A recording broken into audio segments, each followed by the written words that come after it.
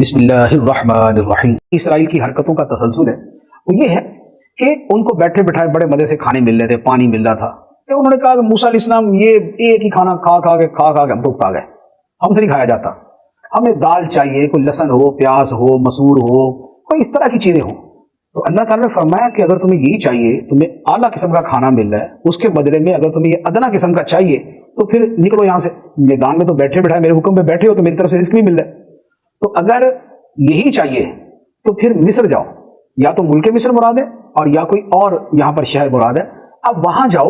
اور وہاں جا کے پھر محنت کرو، وہاں جا کے جو ہے وہ اس زمین کو جو ہے وہ اپنے ماتحت کرو، تو پھر وہاں پر کاشتکاری کرنا، یہ ساری چیزیں مل جائیں گی، پھر سبزیاں بھی ملیں گی، لہسن بھی ملے گا، پیاز بھی ملے گا، مسور کی دال بھی ملے گی، یہ سارا کچھ ملے گا۔ تو اب اس کے بارے میں فرمایا وَإِذْ قُلْتُمْ يَا مُوسَىٰ لَن نَّصْبِرَ عَلَىٰ طَعَامٍ وَاحِدٍ فَادْعُ لَنَا رَبَّكَ يُخْرِجْ لَنَا مِمَّا تُنبِتُ الْأَرْضُ مِن بَقْلِهَا وَقِثَّائِهَا وَفُومِهَا وَعَدَسِهَا وَبَصَلِهَا قَالَ أَتَسْتَبْدِلُونَ الَّذِي هُوَ أَدْنَىٰ بِالَّذِي هُوَ خَيْرٌ اهْبِطُوا مِصْرًا فَإِنَّ لَكُم مَّا سَأَلْتُمْ۔ اور جب تم نے کہا اے موسیٰ ہم ایک کھانے پر ہرگز صبر نہیں کر سکتے، لہٰذا آپ اپنے رب سے دعا کیجئے کہ ہمارے لیے وہ چیزیں نکالے جو زمین اگاتی ہے، جیسے